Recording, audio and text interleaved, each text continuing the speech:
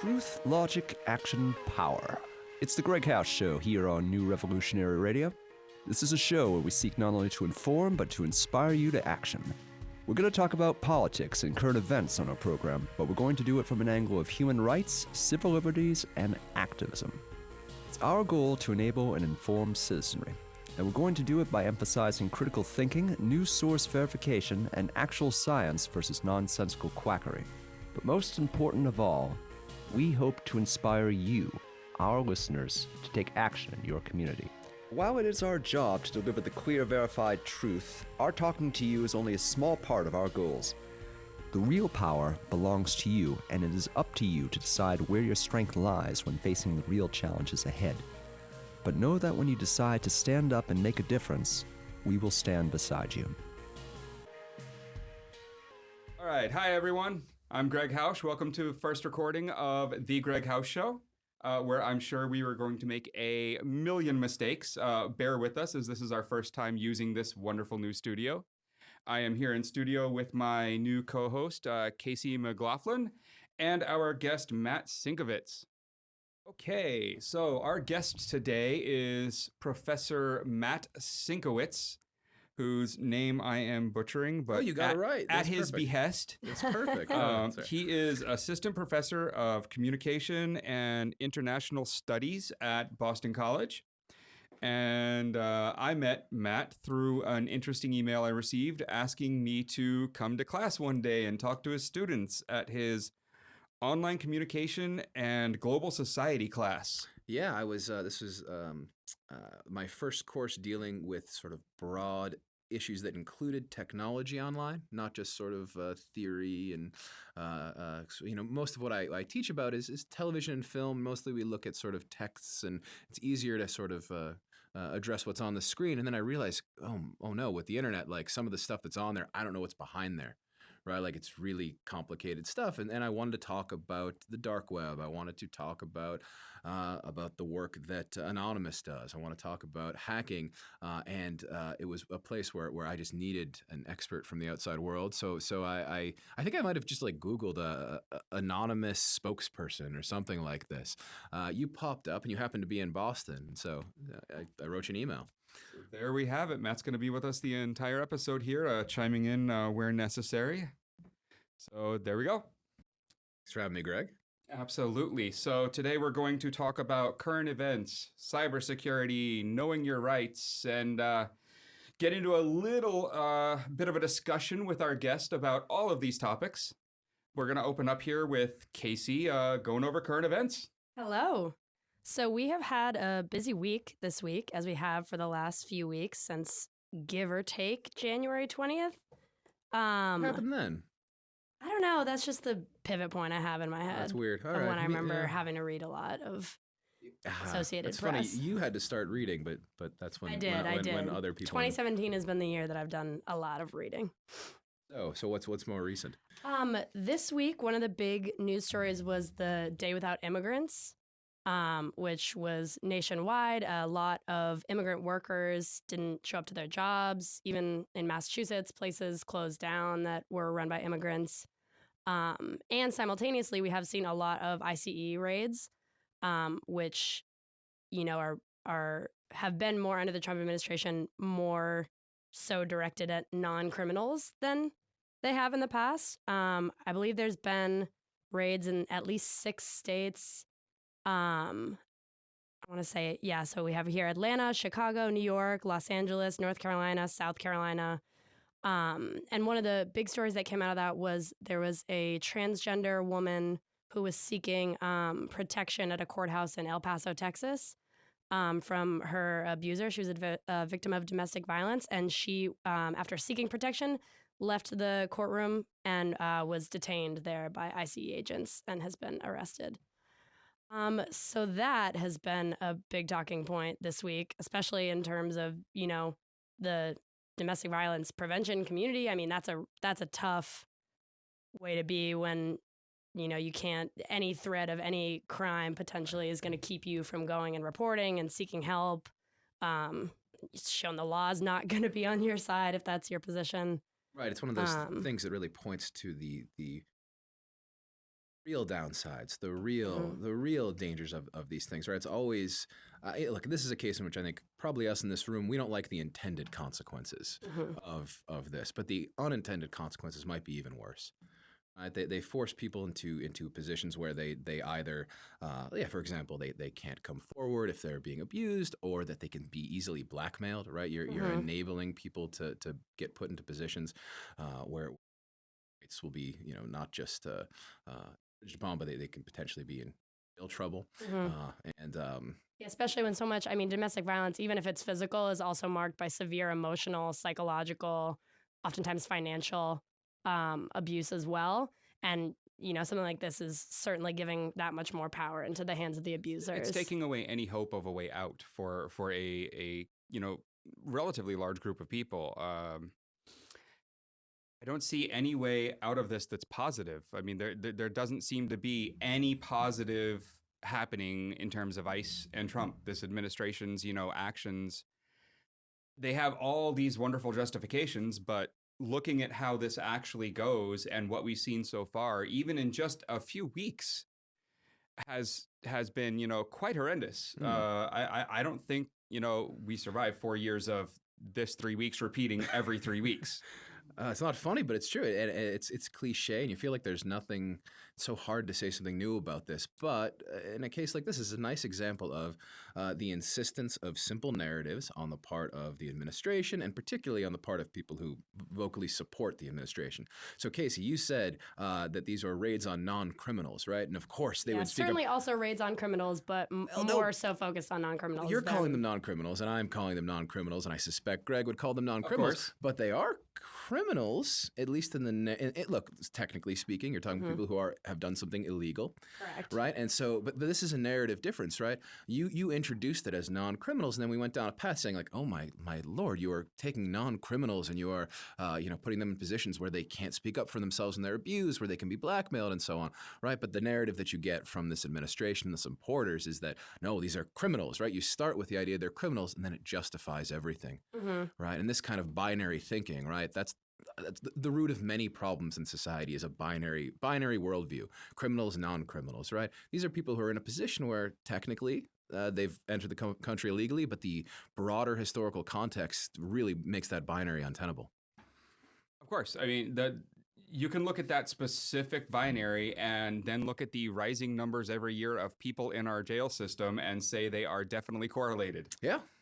The idea that every crime deserves, specific levels of punishment, which is what he's preaching, that, there's a minimum of we have to do this. And, we have hundreds of years of not doing specifically what he's trying to do right now. We have the better parts of our judicial system are ones that understand gray areas, and that actually also understand that sometimes you don't prosecute people for certain crimes, and this draconian sort of category way of thinking, right? I mean, this is when people say that he is dumb. Are we saying his name on the show or no? Of course. Okay, so when we're President Trump, that hurts, right? Okay. I mean, I say Mr. Trump, Mr. Oh, you like the New York Times? Yeah. So when we say President Trump is dumb, right? Like that's not helpful, right? But what can be helpful is to sort of specify as to why. One of the ways in which he is dumb is that he sees the world like a child, right? Insofar as children tend to categorize. They tend to say there are these things and these things and these things. Right, and they do not see that it's a little more complicated than that. That sometimes when you do that, you put things in bad places, right? And that is what, if we have to live with this for 4 years, I mean that's the like it's like listening to my 4-year-old niece, right? It's that level of sophistication when it comes to divvying up the world. Well, it gets worse than that though, and maybe soon we'll see just how much worse. He's been talking about the possibility, internally, but everything is leaking at this point, about using the National Guard to possibly come down on the immigrants. And yeah, that's been another big part of the immigration-based And news what we've run week. into is members of the National Guard coming out vocally saying, I would not do that.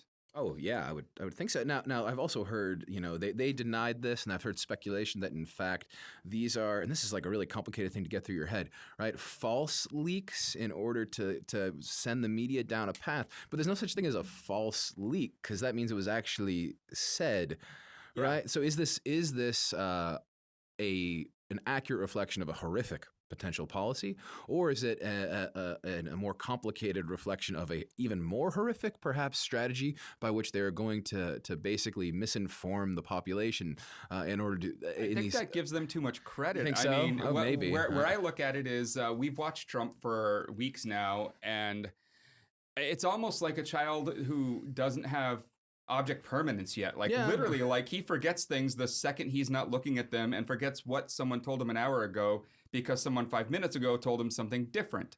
So he'll talk to his advisors and he'll hear all about how this is what I'm doing and this is what, and then he'll say something and it'll leak out. The press will start talking about it.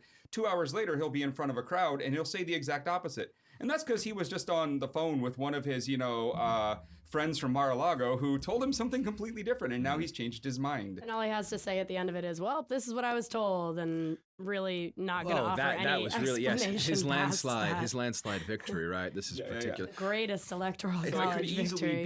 be, one of those where he did say this, but it was, again, just Trump speaking out loud when he should have just been thinking it, and then changing his mind before he said it. Yes, no. So, and that's why they would maybe call it a fake leak at this point, because it wasn't a plan he was going to actually do. Right. But, we don't know. Well, that's part of the problem, right? Is that one, there's a complete lack of confidence that anything would be intentional, right? And two, he is just getting up there and saying Googleably false things, right? And he doesn't seem to know what question he's being asked. Yeah, it's unlike other politicians where they dodge the questions very deftly. Like which means they knew you the can question. See them dodge the question, and you're like just amazed at the skill that they've learned to do that. With him, it's just like, no, I don't think he understood what he was asked. He has a lot of Kellyanne Conway in him, but all of it seems to be very unintentional. Like he can kind of accidentally do a good amount of what she can do. Well, right, but how you know that it's so Kellyanne Conway, at the very least, she is ducking questions that would get her in trouble were she to answer them accurately. There was a million things to talk about in that press conference. I mean, there was just too much. But my favorite moment, partly sort of personal interest, partly just because of how incredibly inept it was his answer to the question about anti-Semitism, in which he gets a question from somebody who starts it saying, I know you're not an anti-Semite. I don't think you are. There's no reason to believe you are. We can debate that or not. But the question, that's what it says. And he says, what are you going to do about the fact that there is anti-Semitism in the world? And he responds by saying he's not an anti-Semite. Yeah. Right. But he has pivoted off of a question that started with a compliment to him. Right? He could have easily said, well, being the great supporter of the Jewish people I am, I'm going to do this. But instead, he just said, I'm not an anti. It's Kellyanne Conway at least is ducking questions that are meant to hurt her, right? Because she's pretty vulnerable to those. He is ducking questions because he literally can't hear a question. He makes it very hard to believe that he really is the one in charge at the end of the day calling these shots. Well, yeah. I mean, if you literally can't hear a basic question and formulate a response that is parallel to it, it's hard to understand how you're going to be executing raids in Yemen. Right, that seems really far-fetched. Yes. This is good. We can transition a little into the press conference disaster of this week.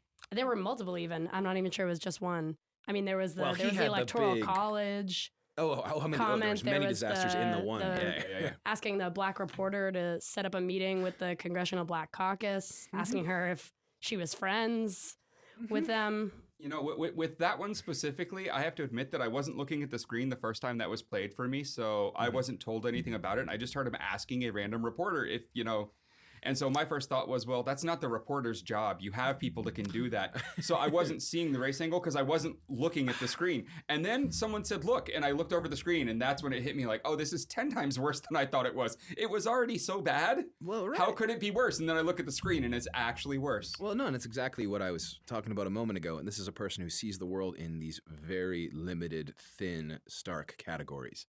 So much so that, yeah, sure, black people must be friends with black people.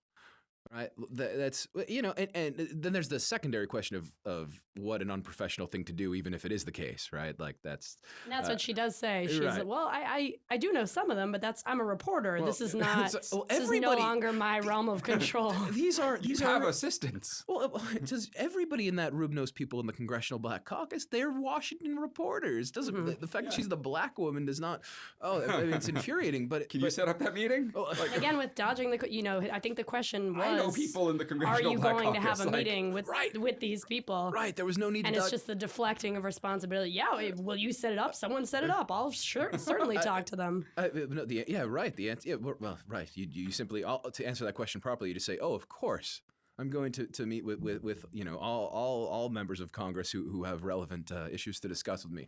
Period. Right. The Instead, amount of resources he has too that he would feel the need to even ask a reporter to do something like that so for does them. he think he's being funny? No, I think he honestly is just used to a life where whoever's standing closest to him is there to do his bidding. And so whoever he's currently talking to, when something strikes him as, I need this, he's going to tell that person to give it to him. And so he's just not used to conversations in which he isn't, in that position. And so in this one, he's talking to someone, she brings up a point, and he says, oh, well, then make it happen. Because he's just so used to talking to people in that way. The question I have about this situation is in this where, he can't fathom the resources that he would have to be able to set this meeting up on his own. He can't fathom how bad it would look for him to ask any reporter, let alone an African-American reporter, if they're friends with the Congressional Black Caucus, can they set up the meeting? So if we can't even get, to the point of that he can't understand these basic concepts, is this even, how do we even talk about this also with the racism embedded here too, because if he truly, it doesn't enter him. We're not operating on a high enough level to worry about. This is the issue I have with so much of this new administration is I don't even know if it's productive to get into the, the deeper, more embedded. So you're saying basically issues with why he does so many of the things that he does because there's such because we credit them too much. Is that the idea? The people who would understand what you have to say about these issues don't care. And him, he wouldn't do stuff like that. I mean, look at when he was talking with Netanyahu. He refers to him twice on stage in front of the press, live to the world as Bibi. Right. He doesn't call him by any of his official titles, anything that he could use that would be presidential of him to say. Right. He literally just calls him Bibi. Like that's okay. That's not okay. At that level, in those types of meetings, that is not how that works. No, it's true. But if you're going to combine it with the nonsense content, I'd actually rather have him admit that he doesn't know what he's talking about, right? Admit that, at least it's better to give the impression this is not coming in an official context because it is so slovenly, intellectually. Talking about Israel, I mean, his answer was, really whatever they want. Well, this is great. In the end, it was really whatever you want. As though that there is something that well, there's two problems with this, right? The slightly more complicated one is that there's no real theys, right? There's no Israel and Palestine. There are competing groups within each that are at neck and neck, right? They're really at each other's necks, right? But then there's the idea, if there was something everybody liked, then we would have solved the problem a long time ago, right? One state, two state is I mean, it's too simplified. Again, that comes down to one of those binaries that's kind of this false dichotomy where that doesn't really exist, because if you go one state and you truly one state it and those borders between the two groups of people go away, there will be more Arabs, more Palestinians, and a greater percentage of the population non-Jewish in Israel if you do that. Soon enough. And I don't think the Israelis, especially the Jewish Israelis, will go for that. That's not a thing that they want, and they've kind of made that clear. I think they made that clear by founding the State of Israel. Yeah, right? yeah, exactly. The function one of the state, the one state option doesn't seem to actually be an option. But I tend to agree with you. Now, I tend to agree with you. So that's easy enough for me to say yes. And it's definitely a situation where, a two-state solution is the worst solution except for every other solution. Conceivable solution. That said, there are smart people who advocate for looking at it through a one-state lens. I disagree with them, but there are smart people on all sides of the issue who do advocate for that. It is possible to articulate that. Right? What you can't do is treat them as though they're not completely, fundamentally, existentially different. Right? That's the problem. The problem is him saying, it could be one state, could be two state. You're talking about two different universes. Yeah. You're talking about, do we want to live in this one universe or this other one, which is like in a key way totally opposite? American interests are going to be flipped upside down in those. Right? The security status of the Middle East is going to be flipped. Let's say we don't know which one's better. You still have to acknowledge and stress the fact that this is a major difference, not one of the light preference of whoever happens to be in charge at the moment. It's astounding. Right. Again, but it also just shows his ignorance on the subject and how much he actually cares. The simple fact that he said, one state, two state, whatever you want. I mean, obviously shows a lot of real personal buy-in here. He Right. really put a lot of thought into that answer. Well, and he also this week said, urged Netanyahu to hold back a little bit on the settlements. settlements. Right, as though that is as though it's just it's Well, he's also telling them to do whatever it is they want. oh right as Whoever this they is. oh right Yeah, right. of course, the wonderful they. But I mean, I want to hear what happens if someone actually brings John Kerry's interesting kind of off the record solution to him. I don't know if you ever heard one of Kerry's solutions was to take an area of eastern Syria that now is kind of in northwestern Iraq and south eastern Turkey there, that kind of like little region, and carve out a little circle there and give half of it to the Kurds and give half of it to the Palestinians and then say we're done here. Well, that's stupid. Well, you're right. And I don't think that's actually a workable solution that's at all. stupid. But Kerry was very clear in how he laid it out, how it would work, how we migrate the people, and he put that out there. So what I'm just hoping is that like we're just going to mention it here, but no one tell Trump about that, because I think that he'll come out the next day and say, hey, I've got this idea. I could do one state. I could do two states. I could do we could do a colony on Mars. Yeah. Right. We could build a bunker on the moon. Right. Yeah, of course. Anything's possible. And it's so on the one hand he calls him Bibi, so what? On the other hand, it is entirely indicative of not having thought through it. Right. He didn't want to figure out how to pronounce Netanyahu. Right? Do you say Benjamin or Binyamin? Let's not deal with that. Right? We'll just call him Bibi. And also, I mean, talk about sending a message to Abbas and the other Palestinian leaders, Erekat, right? That you're going to call this guy by his cute little nickname in the White House, right? Then Netanyahu made it very clear. Oh yeah, I've known this guy and I've known Kushner for like ever, and we're just close family friends. And he starts joking about like their childhood, know. And, I mean, that sends a very strong message that I'm pretty positive Trump did not know he was sending. It was not intentionally sent. Well, for one, yeah, he does not seem to have an understanding of the long-standing reality that certainly the Palestinians, most of the Arab world, frankly, most of the world, has not trusted for a long time us being the United States, to be an honest broker in this situation. Right? He doesn't know that we already are on strike 2.9. Yes. Right? When it comes to that, right? And so these things are well put. I mean, it's a strikeout, right? You're out. You're on the bench with these things, but he just no knowledge of that. I mean, what I hear and read from some interesting people is just maybe this world is in this situation is at such a stalemate that just the total random like chaos of it could in some way break a logjam. Personally, I think that's silly.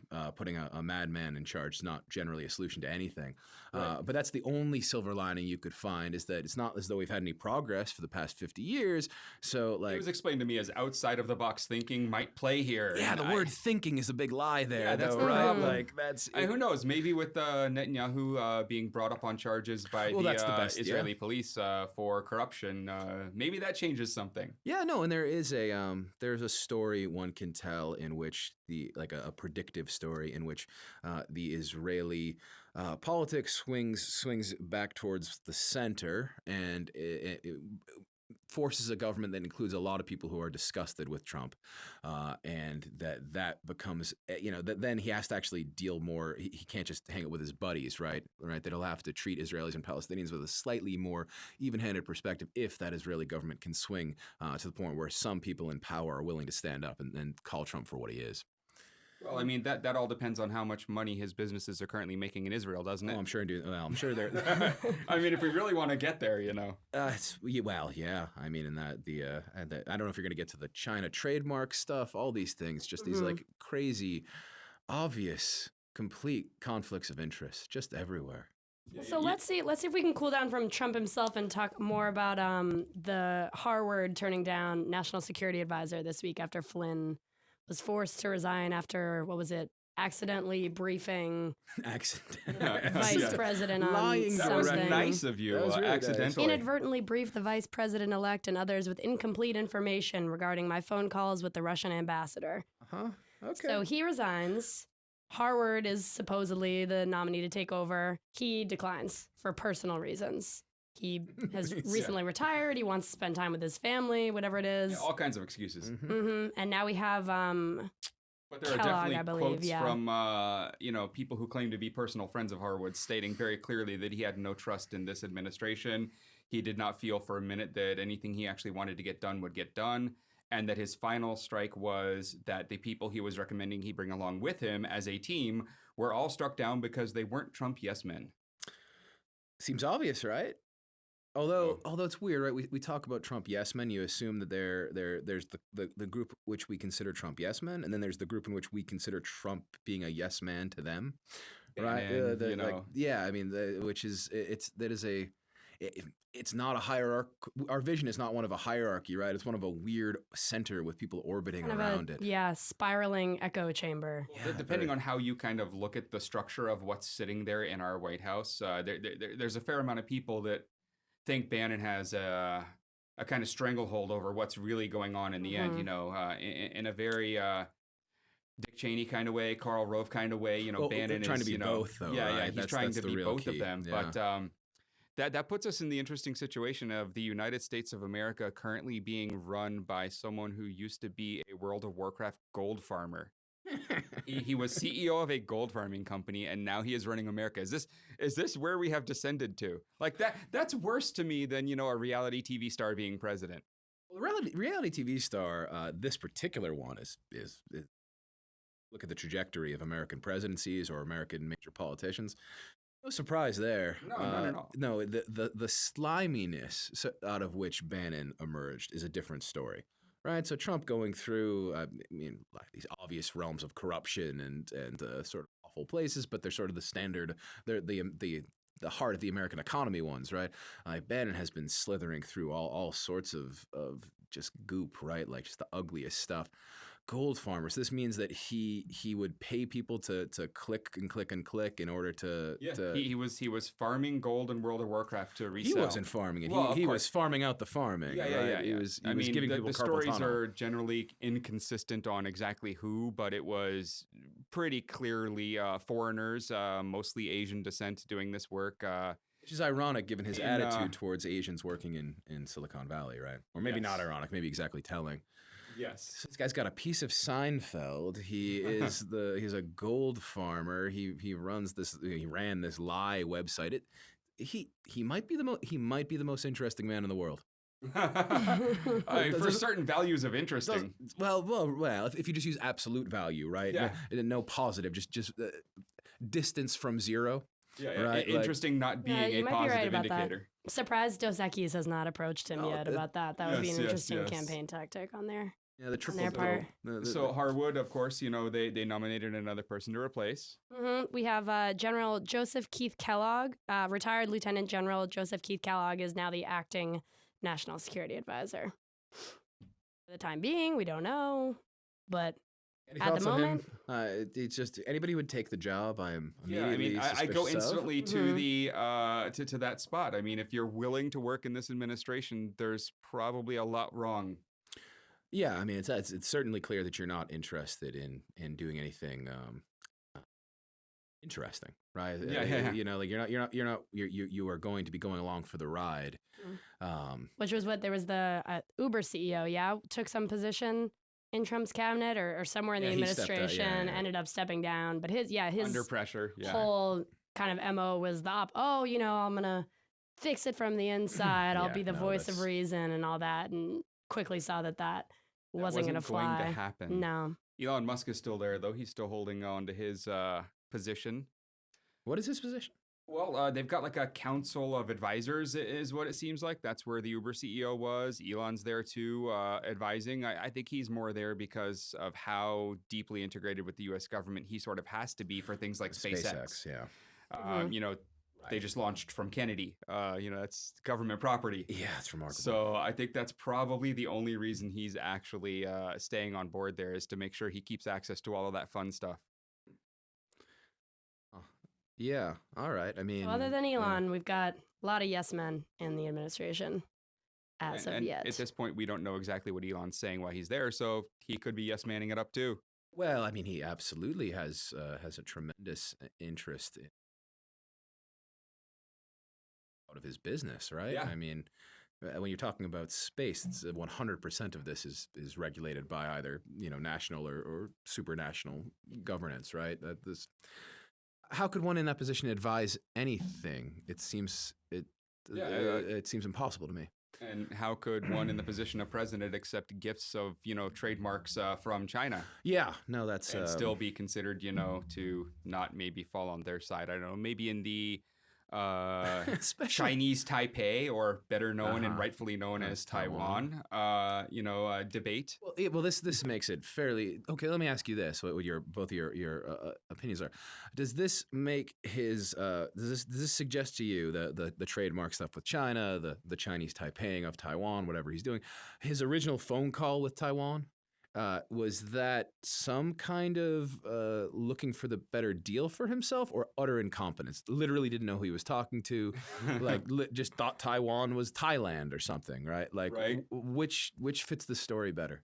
I mean, well, the funnier one is that he had no clue who he was talking to, but it's plausible. The fact that that's especially plausible this week, scares everything me. we've covered now. But I think that he knew who he was talking to. The thing he didn't know was that under current agreements and some spoken, some handshook, some actually written and signed, he wasn't supposed to be doing that. So he thought I don't think he knew that he wasn't supposed to until afterward. Right. So he just flies off the cuff. He has that man's phone number. He's just going to pick up the phone and call him. He doesn't know that there's protocol here. Now he does. Right. So he thought it was just I'll like... have to agree with Greg. I can't fathom a universe in which he's so hyper aware of international relations enough that he understands exactly the political message he's sending by. If you watch the Little League World Series, you will know that there's tensions between Taiwan and China, right? It's you don't need to. Well, let's be honest. He doesn't seem like he was ever very athletic, so that robs him of that opportunity. How can those small hands? He wasn't catching balls or anything. Ah, nice, very good. But he's in business. If you're in business in China, dealing with Taiwan is completely different from dealing with people with, love with to Beijing, talk about how good he is at business, but even if he's bad at it, only the current running companies are the ones that haven't gone bankrupt. Right. He has bankrupted everything. What is it? 8 total bankruptcies now, I believe is the correct number, somewhere right around there. And I trust. How can you ride along on a "I'm good for business" mantra? How can people believe that you're good at this if you continue to file bankruptcy? Greg, have you seen how tall and big his gold letters are? Apparently you haven't seen, because they're really tall and really big and really gold. So it helps distract people from the fact that there was someone based on the amount of money he initially got, whatever his $1 million loan from his father, whatever it is, if you keep that consistent with inflation, correct. Yeah. He actually has lost worth. Yeah. Yes. Had he just parked it in the S&P 500 or the Dow Jones or something like that, he would have more money. I know, and that never. Everybody remember? Do you remember the good old days when this was just something a nightmare that we might wake up from? And we said, well, people will realize these things that you're saying about the bankruptcies and these things you're saying about the S&P 500 and the index fund and how he could be richer if he just did nothing. It just never. Nobody never. It just didn't matter at all, right? They don't care. So does it matter now? No. I mean, it just makes us feel better. Matter.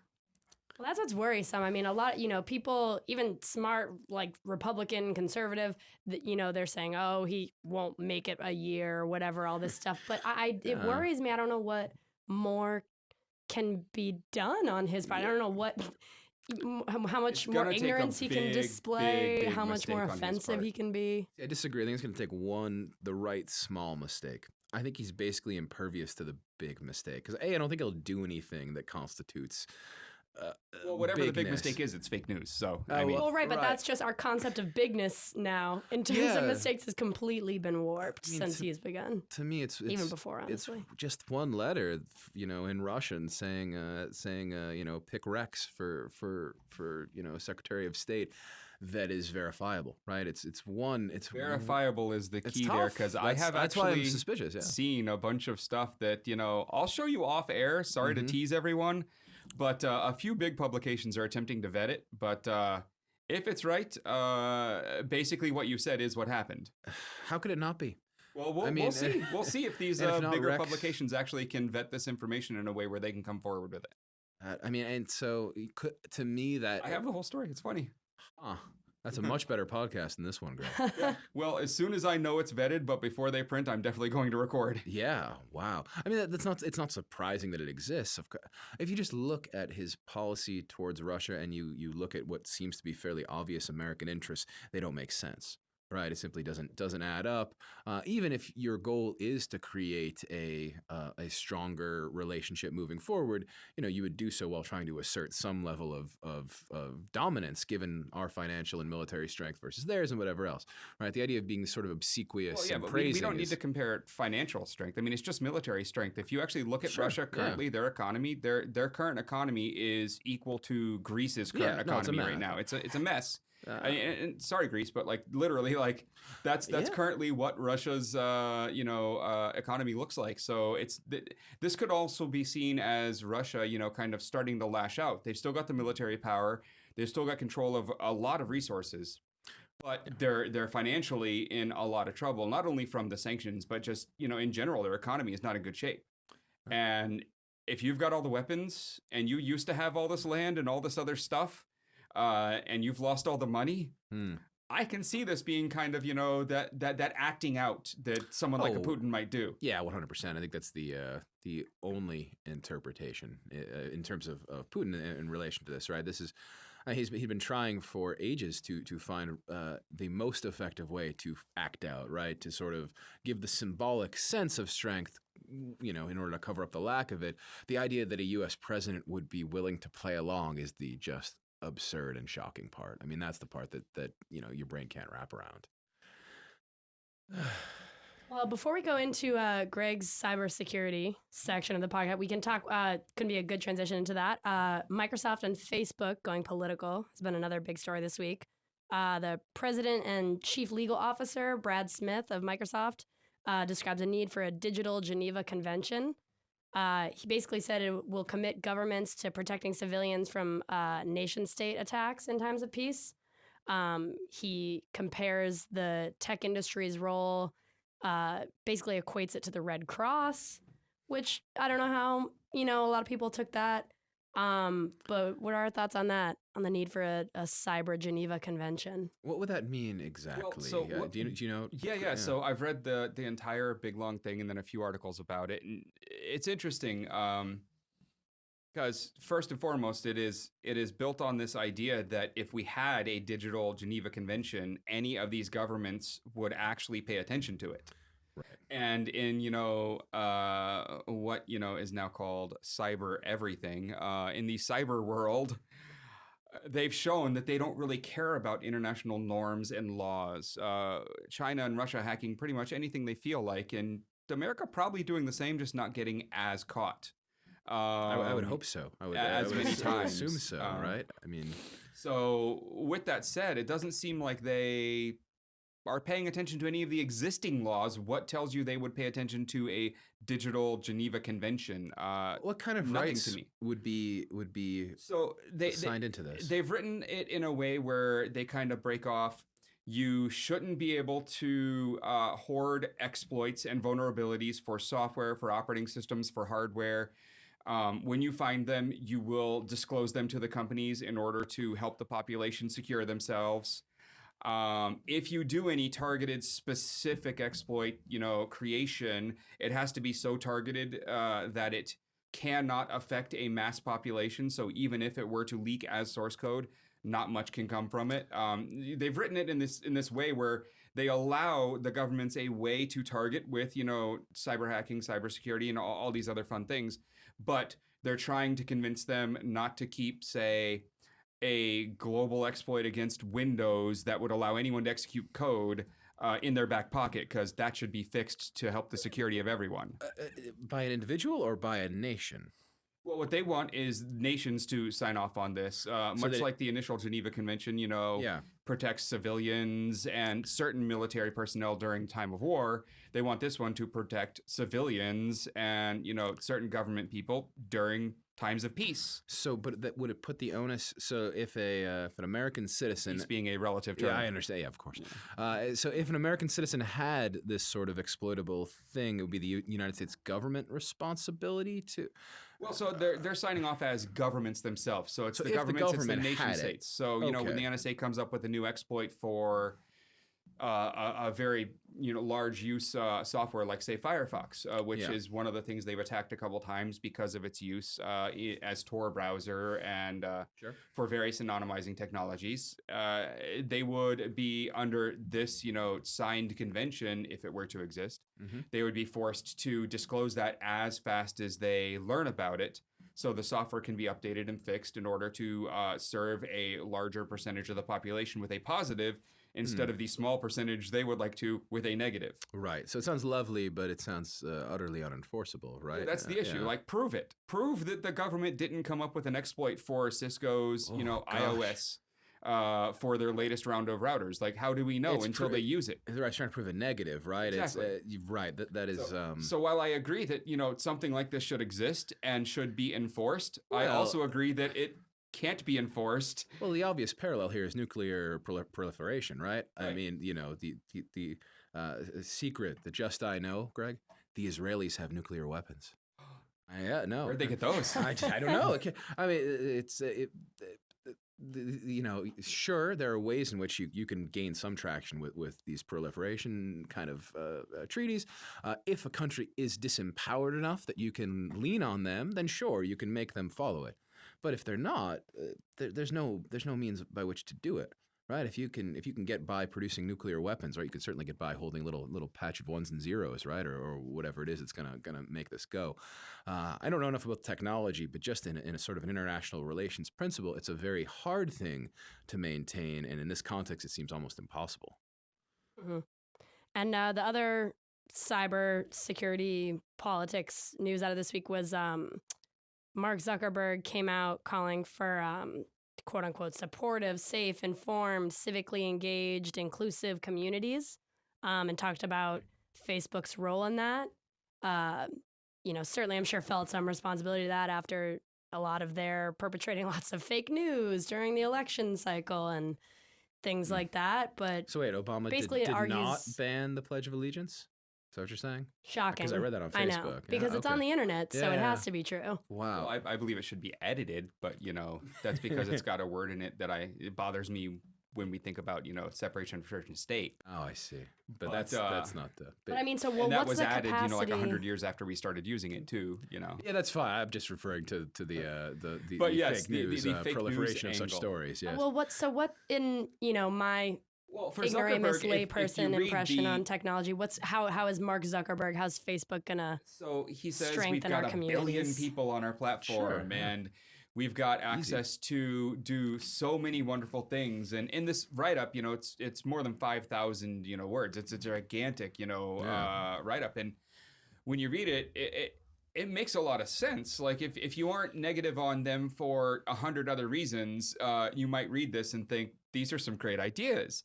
Sure. And you look at what happened with Nepal and the big earthquake when they raised something like $15 million through Facebook's platform for relief, and when they organize the alerts to all of your friends that you're safe when a natural disaster or something else, a terrorist attack hits your hometown.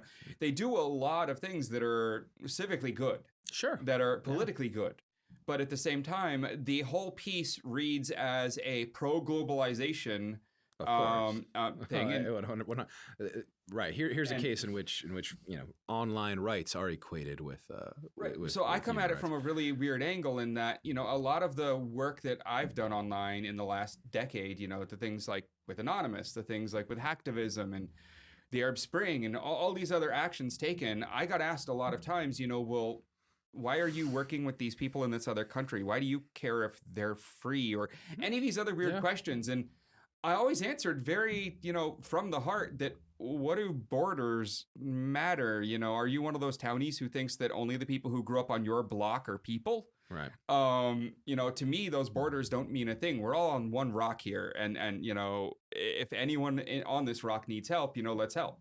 So for me, globalization it's got such a tainted kind of history as a term both politically and civically. And, and the left and the right have owned it at one time or another. You can think all the way back to Clinton and, his work with NAFTA and everything else, and really kind of kicking off a lot of our early globalization efforts where that term was starting to get thrown around. Right, but that is a period which certainly hasn't ended, but in which globalization is really just a code word for economic globalization. Of course. Right, and that's one of the, the running globalization always through the lens of economics is part of what you seem to be, disconcerted about, right? Right, because you look at Facebook, and what do the activist types really dislike about Facebook? It's the amount of tracking they do, the amount of data they keep, the amount of privacy they invade. And so do we really want them to be the arbiter of the simple fact that we now have a lot of people in power who are against globalization, who are for building walls, who are anti-immigration? And, do we want Facebook to be the one to step up and solve that problem for us? For me, I can see Facebook playing a role in that it has access to 1 billion people, so it can get messages out, it can provide some tools, but at the same time, I don't want them in any level of control or really leading this effort. They've proven to me to be a group of people that I don't necessarily trust on that point. Well, I mean, you can speak in terms of civic-minded goals. You can speak in terms of how this technology has the potential to advance, a global public sphere or global understanding of human rights or whatever. But when you're doing that, you're bearing the lead, right? The real function of the institution is to make profit.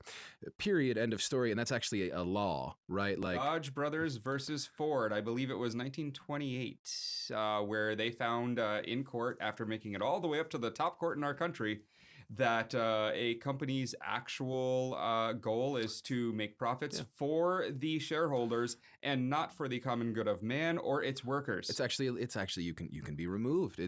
You're in violation of your position as CEO. It's a serious infraction. As CEO, Codified law. Yeah. As CEO, he takes a position that we need to do all of these civically minded things Insofar as they.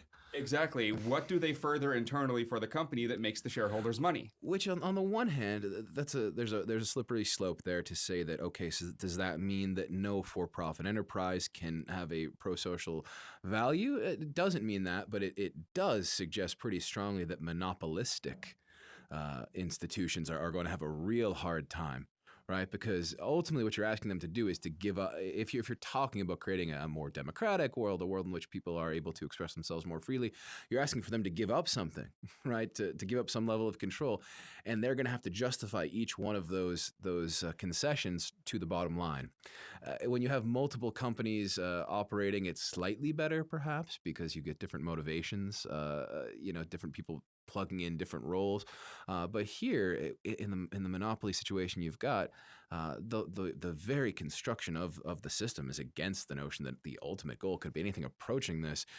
So it's hard not to read it as window dressing, even if the intentions are maybe somehow deep down better than that. Correct, because Facebook is a for-profit, corporation. There are public benefit corporations. A public corporation. There are public benefit corporations which could easily get away with doing this without the shareholders making a penny. If Mark Zuckerberg bought back every share tomorrow, he could enact a plan like this reasonably. If you own the company, you can run into the ground if you want. Multiple companies have switched later on in their lifetime to a public benefit corporation. Right. It certainly can be done. You can run it as a private benefit institution if you have the control of it, right? Right. So the idea. But he's not doing that. Oh, of course he's not doing that. Which means that this. Okay, so you should evaluate the specific things that he's going to do insofar as you believe they can help or not help. That said, this is just an advertisement. Yeah. You have to understand it as an advertisement. That doesn't mean it might not be an advertisement for something you like, right? I mean, there are things that are for sale that I like, and I'm glad they're for sale, right? There are things that are for sale that do good things in the world, but you're still being advertised to. Ultimately, it seems we are very lukewarm on our takes on the ability for the tech industry to be making any sort of really domestic or international. I mean, Facebook has definitely eroded a lot of trust in their ability to do these types of things without serious benefit for themselves. And that serious benefit seems to always come through harming our privacy, That's where the money's at. And I can't trust that that's not what this is about. You know better than I ever would, but I mean, almost every internet company is a data collection company. Right? That's deep down what they are. I mean, Amazon, Facebook, these things. What they really, they sell you ads or they sell you, socks or whatever, but they also collect data. And so That's how they know to keep selling you the right or tell somebody else, socks right? Or sell to somebody else this They information. feed it all into giant databases. There's companies like Exact Data is one of the companies. You can go right to them and say, I need people who meet these exact demographics. Right. And they'll tell you where they got that demographic data from. It might be, from a feed that they got from Facebook, from anyone else, but it'll be 20 sources all brought together to build their database. And they'll say, oh, we've got 5 million of them. Would you like their home phone number, their email address, and their mailing address? Okay, we'll also send the mail to them. Right. And, so these places exist. And it's plausible that doing that's something... where the data goes. Yeah, it's possible that doing something pro-social will allow them to collect more valuable data. But that's the only instance in which they're going to be doing something pro-social. Correct. Right, and so that taints this message in a way where it makes it hard for me to believe anything he says in it. Well, what it means I would like to believe some of it. I believe he means it probably in some way, but what that really means is that any non-specific statement is meaningless. A specific statement, we're going to do X, that can be followed, like, empirically verifiable. Did they do X? Right? That could be a good thing, right? Absolutely. But the idea that these are our goals, that is a useless statement, 5 pages, 500 pages. It doesn't matter, right? Because ultimately it has to come down to the purpose of the institution, which is to make money. Maybe they can do that by doing stuff that makes the world a little bit better. But you better tell me what that stuff is, not your big theories about that stuff. Step 1, step 2. Yeah, right. It has to be. It has to be. And this is we like big ideas. Love them. Right. We like big ideas can be good, but when it comes to stuff like this, corporations, the big ideas are well decided. The big idea is make money for shareholders. That's the only big idea. Everything else is specifics. And so a statement of big ideas by somebody who is bounded by exactly as you say, right, like a literal court decision saying that the job is to make money, those big ideas are meaningless. What you're saying is because, shareholders are the key, we need to convince Trump that we're the shareholders so he makes us all money? Well, I mean, there is some. I mean, that's sort of like a dystopian metaphor, right? In which the only way we can do it, we'll just play his game. I mean, but Trump doesn't even care about shareholders, though. Right? Zuckerberg, at least, honestly, probably does care about his shareholders. He would rather them make money than him make a little more money and them go broke. I do believe that. Trump doesn't, at least historically, hasn't proven that at all. He's no interest in shareholders or welders or the guy who washes his suit or whatever. Yeah. Does he have interest in if it comes down to it? I think just ego stroke. I mean, it seems so simplistic, right? I mean, do you just... No, I'm there. I literally think it's just fame at this point is what he cares about now. Yeah, I mean, it's very easy to read it kind of just psychoanalytically, right? That this is just an immortality project of a very vain person. Right, who's just just dealing. He has to deal with the human condition has forced him into this area in which he has to act in a certain way in order to deny that condition, and he's just been fortunate enough to be able to do it in this public fashion. I don't know. It's too depressing. Well, yeah. Now that we've circled a few times in and out of the news and lasting stories and debates, why don't you take it into the cybersecurity segment? All right, everyone out there. So I wanted to bring up a few pieces of software that I think everyone should be paying a little attention to if you care about your privacy, your anonymity, or just your security online. Each of these, interestingly enough, at one time have had shout-outs from Mr. Edward Snowden. So the first one is Tails. Tails is an interesting piece of software that you download and install on a USB stick. It is an operating system that you then boot into. You can get it at tails.baum.org. I believe I'm pronouncing that correctly, but it's BOUM.org.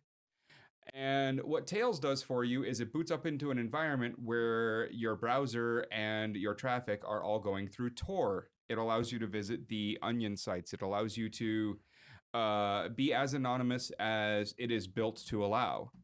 And it is said to be the tool that Edward Snowden was actually using when he was communicating originally with reporters and getting data transferred around. And so that's Tails. And it's, for an introduction into this type of software, I think it's the easiest to get started with, to start playing with. And in general, it's a huge step up from just running Windows or just running Mac OS or even running your own, install of Ubuntu Linux or anything else. The next step up on this is, of course, the one that I actually recommend people use right now. And this is a piece of software called Qubes, spelled Qubes. Qubes is interesting in that it basically sandboxes everything. And what that means is everything runs in its own processes and in its own little area of memory where it can't interact with anything else. So if you open a PDF file and it's got some malicious code in it from a nation state trying to get at your system, it's going to be stuck in that little box and not able to get anywhere else. It's not going to read your contacts from whatever system you might have them stored in. It's not going to read your email messages. It's not going to include a piece of software that next time you boot, it loads up and has access to everything, because it's in this little virtual machine that is just sandboxed away from the operating system. And this does a really good thing for you. It means, as a journalist, as an activist, as anyone out there really, doing something where you need to guard yourself. And at this point, we've seen through notices from Yahoo, from Google, from everyone else who are giving the nation state is attacking you notices to its users, that they are indeed attacking journalists. They are going after their computers. They are trying to get this information. So running Qubes is going to solve that problem for you. It's not going to solve it 100%, but it's going to get you 90% of the way to the finish line. At that point, you'll want to use the encryption tools built in. You'll want to encrypt your email with PGP, which is built into the email client in Qubes. You'll want to, do all of those fun things, but looking into Qubes is what I recommend for a current operating system. If you actually want to secure your system beyond Qubes, if you want to go to that next level, there is a piece of software in alpha right now that is definitely a step above everything out there, and it is called Subgraph. And Subgraph, Subgraphos, which can be found, I believe, at subgraph.org, is currently, again, it's alpha software, but it segregates everything into these little pieces that are even stronger sandboxes, that it puts a proxy layer below these sandboxes that forces your traffic through Tor. It really does everything you can imagine to try and protect your safety, to keep any exploits that have been sent to you from getting out to any other software. It does everything you can imagine to keep you safe and secure while online and anonymous. And I only recommend Qubes above Subgraph at this point because Qubes is up on version 3.2. It's what currently most people, like Edward Snowden, are actually running when they need a secure operating system. And Subgraph is still, very admittedly on their website in alpha, begging for more people to help them find bugs. But again, if you are looking to keep yourself safe, secure, and anonymous online, check out Tails, check out Qubes, check out Subgraph. These are the tools that people like me use. So, why do I need this? What problem is this going to solve for me if I go with Qubes? So, private communications. Okay. Let's say you do have private communications that you would like to never be exposed. Okay. Then this is the area you go to. This is definitely, in my mind, more targeted at people who are generally doing things like activism, like, resistance movements, journalists especially dealing with leakers. That kind of a crowd really needs these types of tools. However, even as a member of the general public, don't come at me with the "I have nothing to hide" statement, because no, certainly not. Everyone has something to hide. And in general, it's just how much do you want the world knowing about you? Using Windows and loading up Chrome and hitting Facebook. Well, they know everything you're doing. They're logging everything you're doing. Your computer is logging everything you're doing. And when it comes time for someone to inspect your computer for a digital trail, a history, a past that they might want to know about, they're going to find it. They're going to find it easily. They're going to do it with little effort. Using tools like this are going to get you into secure environments where you can feel pretty safely that this data is getting destroyed when you're rebooting, nothing's getting saved or logged, that you're going out over the Tor network. And in general, it's not perfect. Nothing is, but it's going to move that dial, 90% more secure and safe and anonymous than you were before you were using them. That was, what was the spelling on tails? Tail? Tails. Tails. Tails and cubes. Those are our cybersecurity recommendations for the week. And of course, play around with Subgraph if you feel like, helping them with bug reports. What's the cost of this? Of course, all of these tools are free. Okay, just verifying. And open source, so you can verify strictly. So quickly, can you talk me through the economics of these if they're free and open source? The need is strong enough at this point for tools like this that people have decided it's worth their time and money to put the effort in, with basically making no profits off of it. I will say, interestingly enough, that all of these come on the back of a piece of software named Tor, Sure. which was originally developed by the U.S. government before open sourcing it and giving it out to the world.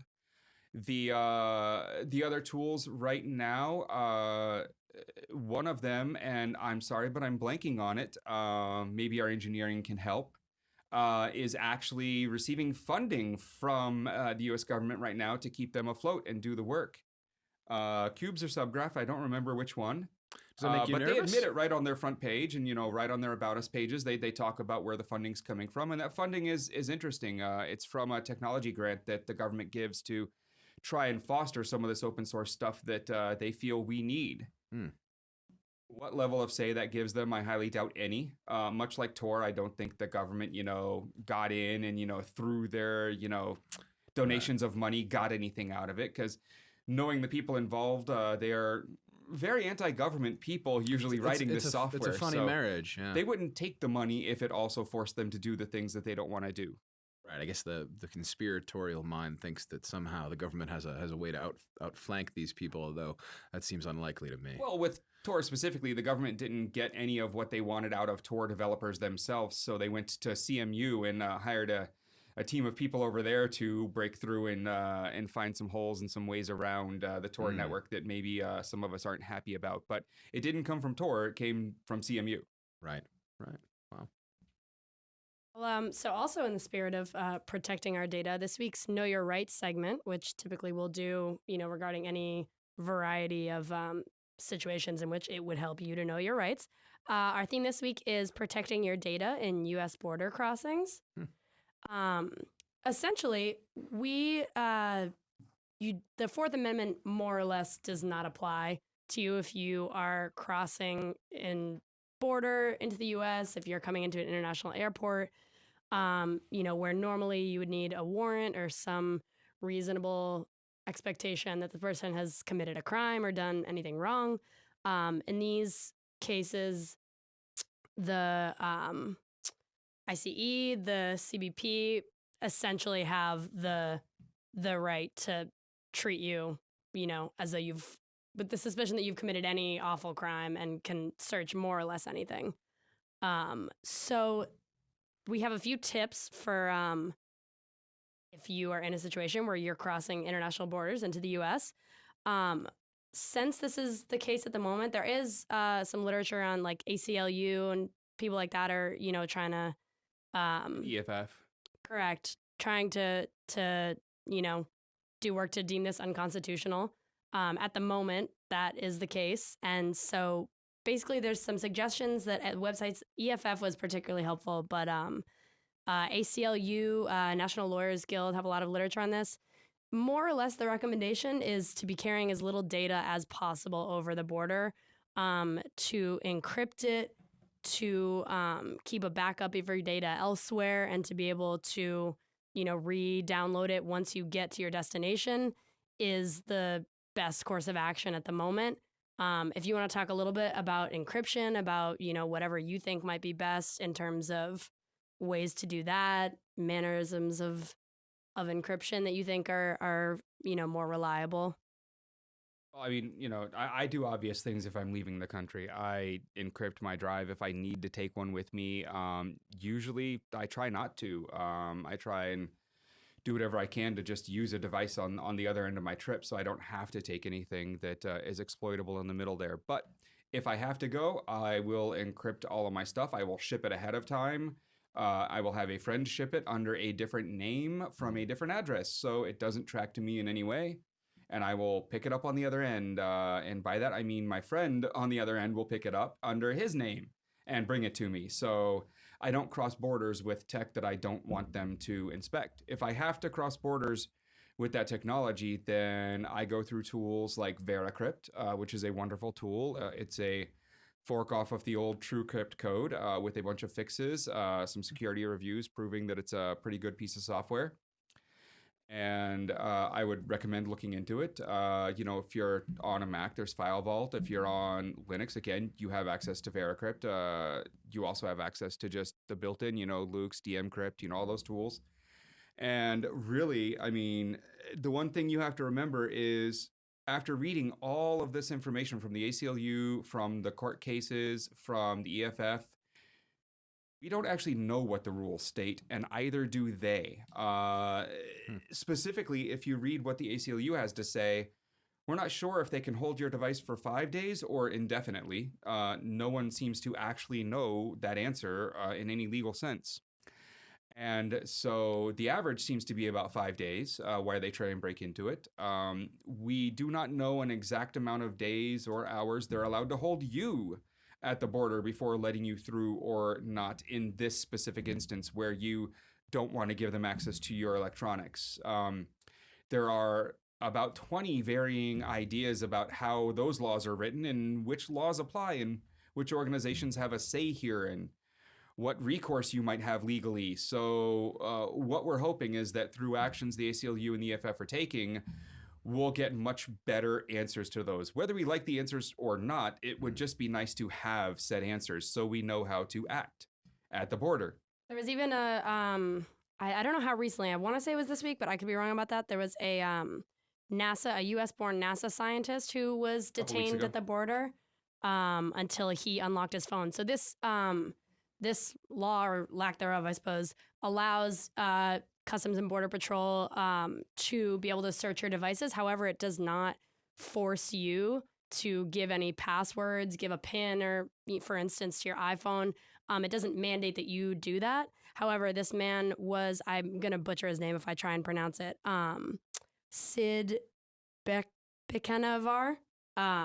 He, like I said, he's a U.S.-born citizen. He's a NASA scientist. And he was detained at the border until he provided them with the information to be able to unlock his phone. And the way that they phrase it, it sounds, like they have, there were some anecdotal reports of these subjects are shown, papers that say that the CBP has legal authority to search phones, and that sort of gives them the implication that they're then obligated to, kind of comply in them searching for this data, even though that's not the case. And so this was a very so we end up in a situation where they are legally allowed to search your information on your electronic devices, but you are not compelled to give them passwords to get into it. Correct. Is how it works. The more interesting part of Sid's story here is that in some of the readings and some of the articles, you find that the scary point was working for NASA, working for the US government, what classified information might be on that device that the person requesting, and requesting is, lightly saying it, his password, would then get to see that he shouldn't. And how actionable is this NASA scientist at that point because he revealed classified information by doing so? It raises a lot of other really odd questions to do with their ability to search at that border. If he is a U.S. citizen, if he is working at a certain level of clearance in government, facilities. Yeah, it says he was enrolled in the Global Entry Program, which basically, if you've undergone background checks, should allow you very expedited entry into the country. So then, no matter what the law says, do they have the right to force him to give up his password if that exposes classified information far above their security clearance? Mm-hmm. It gets crazy. It gets really crazy with this one. So I'm hoping we get some actual answers, and the right lawyers are currently looking into this to get something written down. So as soon as we have it, I think everyone will know. Yeah, which I'm sure is especially difficult when, like in this situation, he has no idea what could have been, what was or was not seen on the phone. I mean, they take it and kind of leave you there without it. He has no idea what was copied off of it, what was found in searching it. So, in this, it was actually also a phone issued by NASA. So a lot of increased concerns about the possibility for these people to, like you said, be gaining access to information far above their security clearance. What were the grounds for why was there anything explained as to why this happened? The literature I've found on it is very vague. It sounds like they had him detained and basically told him that he wasn't going to be able to leave until he provided his phone password. Wow.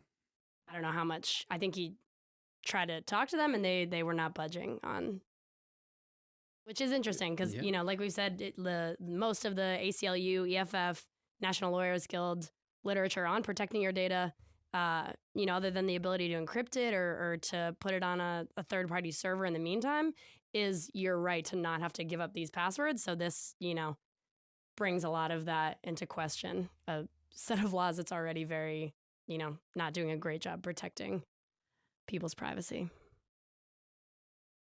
There we have it. That is know your rights. And all we learned there is that we really don't actually know No. those rights. We don't know our rights. Okay. So the one thing we do know is you don't have to give up your password. Unless this guy had to give up his password. Yep, He didn't well- have to. They just told him he had to, and he believed it. Right. Okay. But Yes. you don't. You don't. Especially if you have a NASA-issued phone. Just remember this. You don't have to do It's just it. too crazy to even. All Don't right. listen to them. Right. Yeah. So at the moment, we know we have almost no rights. So like we said, protect your data, encrypt it. Particularly at border crossings, you're Exactly. saying. Yeah, no, that's a, for those of us who do not cross borders that frequently, right, might not be attuned to that, but that's remarkable the way in which your rights disappear in that in between space. Mm-hmm. Yeah, it's almost like the Fourth Amendment doesn't exist.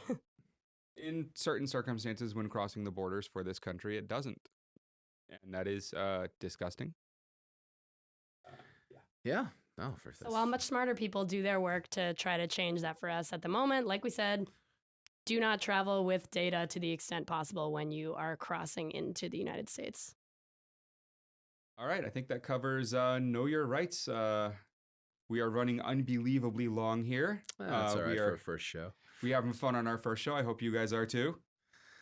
So we are going to go into a new section, as every section is, called Hacktivist Spotlight, where I want to talk about a hacktivist, and this time an actual friend of mine, who is in need of some assistance, some support out there, and generally everyone understanding his current plight. This activist is Lori Love, a citizen of the United Kingdom, living over there and currently accused of hacking into just about every U.S. organization that the U.S. Government doesn't want hacked, from NASA to the FBI. None of that proven in court yet, but those are the accusations. And Lori and his team from Courage Foundation, which is an amazing group, have been fighting to keep him from getting extradited. And currently, the U.S. government really wants him to come over here and go before a judge and possibly a jury to figure out just how much they want to punish him. And they've been fighting for extradition for a while now. It has gone in front of multiple judges, multiple people in high places in government over there. And right now, they have agreed to the extradition. This is problematic for many reasons. One, given the fact that this is a nonviolent crime that did not lead to any lasting damage to any systems. It led to maybe a few employees having to stay late one night to patch a hole in a system that aren't they lucky he exposed, and it wasn't, some Russian or Chinese hacker. Right. And Lori having the issue that the news loves to talk about of having Asperger's, having depression, and generally thinking that the day of extradition might be a good time to call life quits.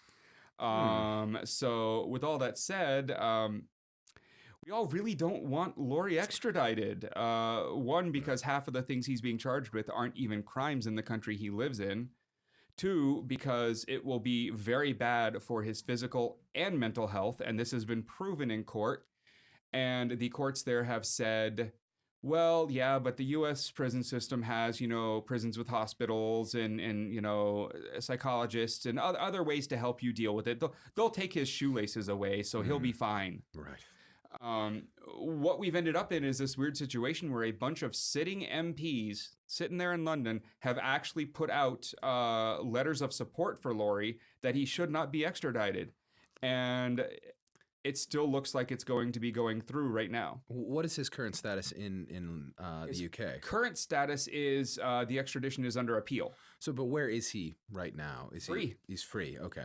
And that leads right into where he actually is right now, which is having a lot of fun. I would think anyways.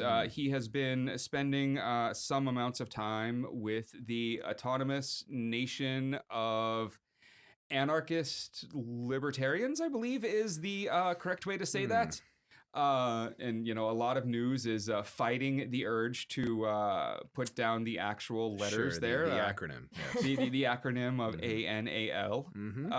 But this group of people have been liberating buildings in London. These are buildings so far that are owned by foreign entities, foreign, people who seem to be using them like everyone else who owns property in London as a tax haven, as a way to hide their money by owning valuable property there in ways where we learned through the Panama Papers, they hide their names, their ownership through shell corporations offshore to the point where we have no idea who these people are that own these buildings. It's amazing, isn't it? You would think that you would store your money in like gold bars, like hidden somewhere, but instead it's the biggest thing in the world. Right. So here these buildings sit It works, unoccupied though, right? Yeah. for years sometimes. And they're great property. They're multi-story, huge buildings, some commercial, some residential, mansions with, 30, 40 rooms right there in London. And so what this group is doing is they are getting inside of these buildings and squatting. And they are not leaving no matter what the government says or how they try and remove them. And the government isn't entering the properties themselves to remove them because they don't really know who owns them, so they can't ask. Yeah. So the best the government has done so far is to get an order of eviction from the land. But that order of eviction was not for the building. And so they still couldn't go into the building to remove these people from the building. And what the government's running into is the people who own these buildings not wanting to come forward to stake their claim to file to have these people evicted. So they are taking over more buildings. And just as of a couple weeks ago, they took over another building in the center of London because it seems they're getting away with it. So as long as they don't get caught going in, once they're in, there's nobody to call the cops, essentially. Pretty much, although the cops seem to be guarding the doors and giving them trouble. But once they're there... they seem to have pretty good control over these buildings. And they're turning them into homeless shelters. They're turning them into workspaces for resistance movements, for... politically, usually far left movements to brainstorm, work out, and workshop. But I think the biggest, thing they're doing is honestly bringing homeless people off the streets into these fully heated, with electricity, giant buildings in the center of town that aren't being used. That's the biggest thing has two sides to it, just that you said, right? One, they're helping people who seem to be in need of help. But two, they're drawing attention to the fact that the way in which resources are divvied up in this world, there are so much for some that they can have entire buildings that they leave entirely empty, right? The fact that the thing that strikes me in hearing the story and that I think is probably most politically effective, I mean, we know there are homeless people. What we might not know is that there are, billions and trillions of dollars, I don't know how many, incredible value in property being held utterly empty, right? Just for the purpose of maintaining value, right? And one of the buildings they went into is estimated to be worth about 100 million British pounds. Wow. So that's quite a lot of money. The one that they just took was 15 million.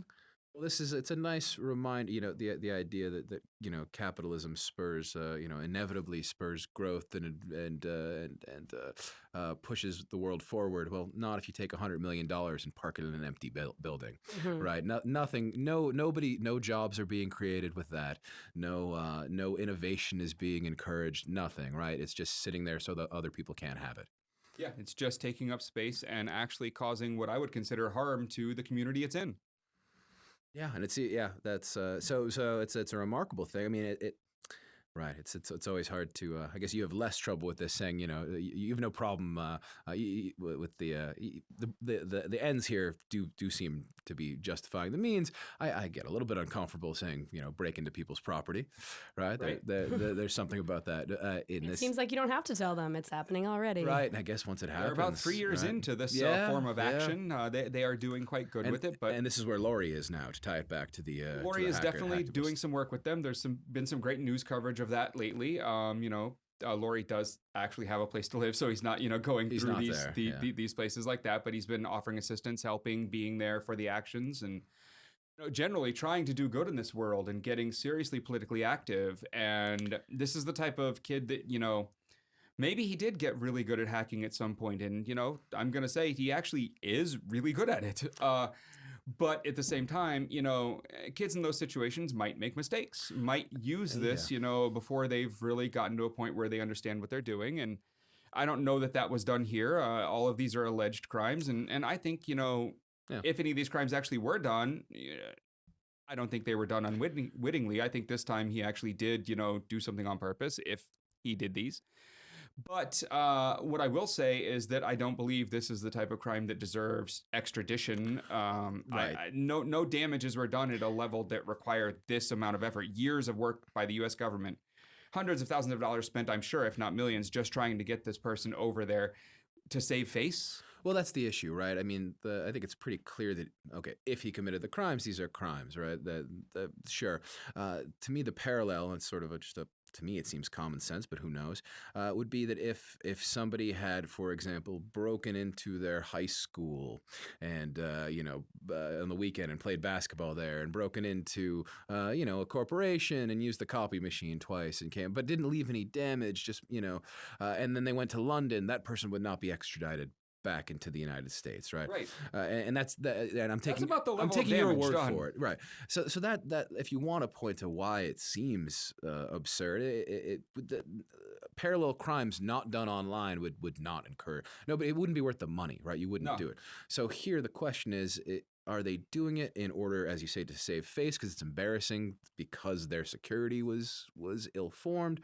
Are they doing it to prove a point? I mean, what's remarkable about it is the idea that somehow it's so much worse in the cyber world than it is in the real world that you would extradite somebody for crimes like this. They're scared of hackers. They're so scared of hackers that they want to set examples that even touching our networks, we're going to come after you this strongly.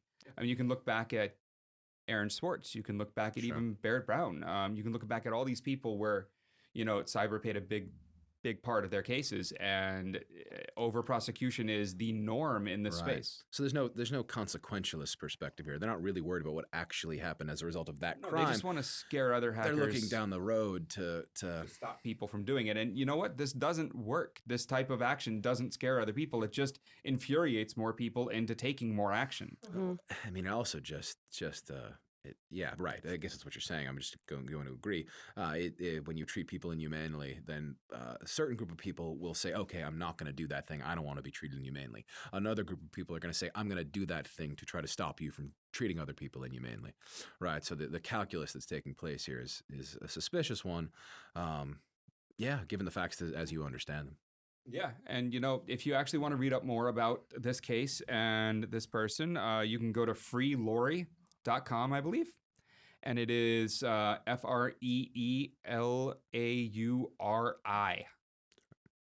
So go over there, take a look. There's a lot of asks on that website, sending letters in to the right people to convince them to stop this extradition. If you're actually in England over there, sending letters to your MPs, convincing them to speak out publicly about this. There's asks. And if you want to support the people who are actually working on these campaigns and trying to save people like him and people like Snowden and and all these others, including Chelsea Manning. Courage Foundation runs that website, and they need all the support they can get. Awesome. There we go. There we have it. Our first show recorded. I'm sure we will get a little more streamlined and get the segments better in order for next time. But I think as a first show, that went pretty well. Yeah, thanks for having me on, That's Greg. exciting. Yes, and thank our guest for being here the entire time. We were going to have a guest segment at the end, but I realized that doesn't seem to work right. We definitely need the interaction. I think so. I think I don't know if this would be anything we'd use moving forward. I think you might want to introduce the guest a little bit more than we did, because then you're people know you, and Casey's part of the show. That's what she is. But why should they listen to me? Yeah, definitely. So we could do that now. You could record an intro for me if you wanted. That was the note that I just. It can be really quick. Like I don't need a lot of just so they have some idea. No, we're gonna blow you up. Yeah, we're gonna right. I just need some idea of why they cut should. A few seconds ago. Should listen. Yeah. Cut this and then start the recording again. So there'll be a shorter one with us, and then we can cut it up. And what is your actual title there? Professor of fun stuff? My official title right now, hopefully changing in the next 2 weeks, is it's a long one. It's Assistant Professor of Communication and International Studies. Changing in a couple weeks. It will either become associate or Assistant I'll be getting a Professor new job. Oh, wow. Of Communication and International Studies at Boston College. Not mid-semester, I hope. Well, no, I would finish the semester one. Okay. But yes, so assistant for the time being. Yeah, people outside, that doesn't mean you assist to the professor. What's the name of the class that I normally go to? Yours is called Online Communication and Global Society. You are the consistently most remarked upon session of the course in the evaluations. Online Communication and Global Society.